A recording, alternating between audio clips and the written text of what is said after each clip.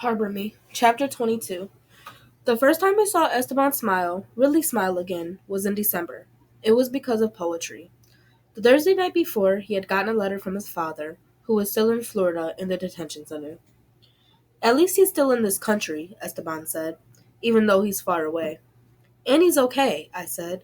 Okay-ish, Holly said. That's better than nothing, right?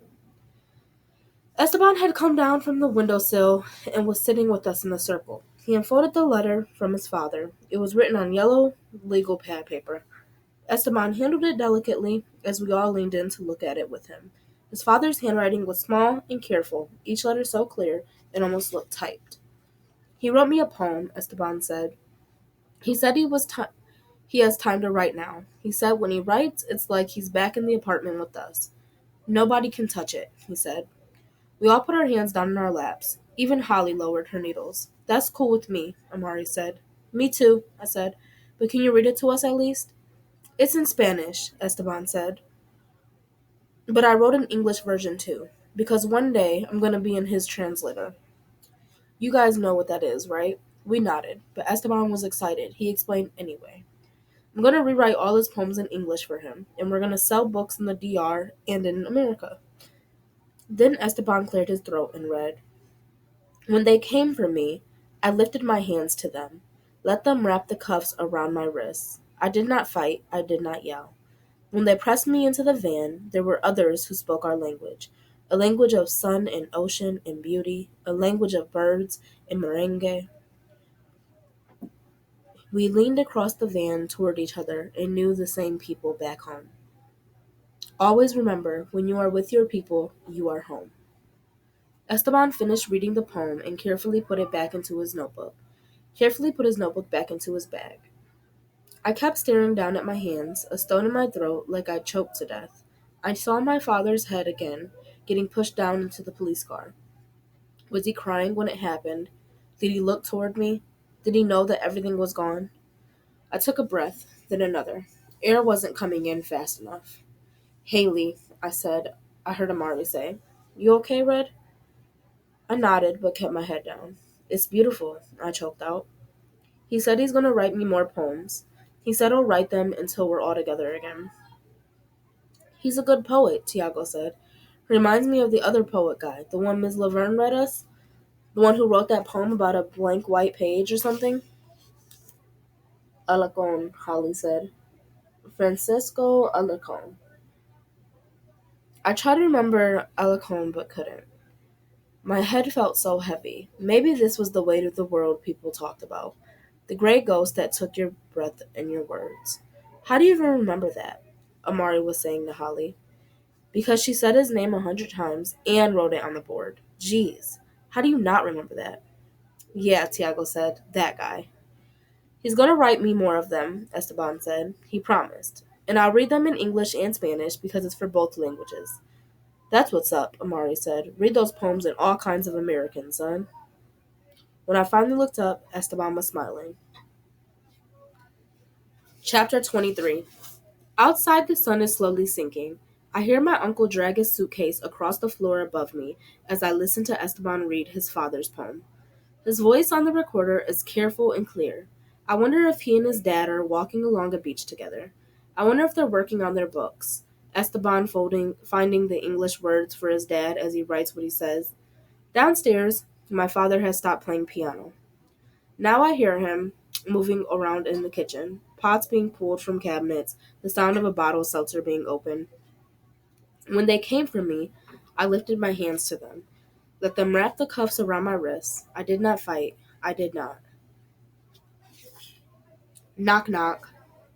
My uncle stands at the door, smiling, a bright orange shirt in his hand. I thought you were going to help me pack, he says. What about this thing? Stay or go? The shirt should go, but you should stay. I turn back to the window, the recorder silent now. Hales, come on, favorite niece, only niece. He comes over to me, cups my chin, and gently turns my head up toward him. His eyes are gray-blue, like my father's. How long has your dad been home? 2 months. How many conversations have you had with him? I shrug. We talk at dinner. My uncle shakes his head. You talk to me at dinner. You're like a dad to me, though. But I'm not him, Haley. I'm not my brother. I moved my head away from his hand, play with the edge of my comforter. All the questions I could never answer, Haley. That's your guy, right downstairs.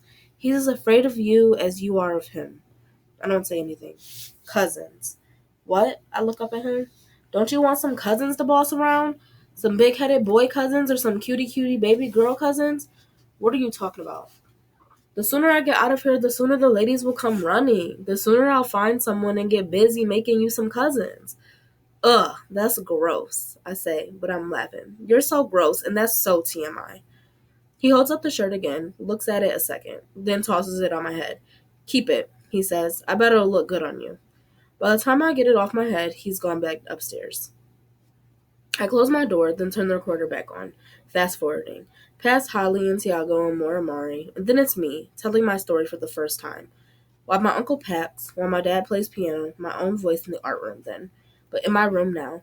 The thing I've never told you guys is that my dad's in prison. Chapter 24.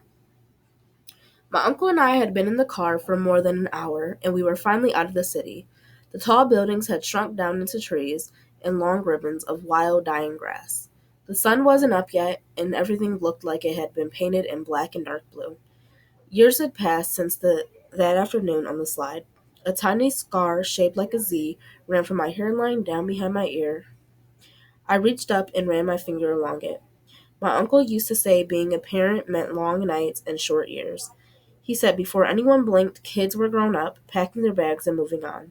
But something stayed. The scar, the memory of that day on the slide, my mother's nails, my voice on the recorder, Esteban's hug. I must have slept because when I looked out the window again, we were passing the New Paltz exit, and the sun was beginning to rise over the mountains. The sky was burgundy and blue. I've only seen the sky this way driving to Malone. It seemed strange that there could be so much color and beauty, and then when you got to Malone, everything was tan and gray and black steel bars and wire. You know they found Esteban's dad in Florida? I said, staring out the window. Who? Esteban, the guy from my class, my friend. They took his dad, Esteban. My uncle glanced at me and nodded. Oh, right, I know who Esteban is. But I didn't know his dad was gone. But I thought, and then I remembered, of course I hadn't told him. We didn't talk to anyone outside the art room about the things we talked about inside it. We talked and talked and talked, but only to each other. The day before, Miss Laverne had found the six of us sitting in the corner of the lunchroom, laughing at a character Tiago was mimicking. Even Esteban had thrown his head back and cracked up. We were all huddled into one another, shoulders pressing against shoulders, Holly's legs thrown over mine. Immigration took his dad, I told my uncle slowly. Oh, geez, Haley, I had no idea. I'm so sorry. I can't believe this crap is happening right in Brooklyn. I looked at him and said, Brooklyn's part of America. I felt tired. Was Esteban awake? Had he gotten another poem? Did they know anything else about what was happening? On Friday, he looked like he hadn't slept. He kept his head down in class most of the day. I didn't know how to tell my uncle all of this without getting so sad and feeling like a dumb kid who couldn't even help her friend. Hales, I'm so sorry, he said again.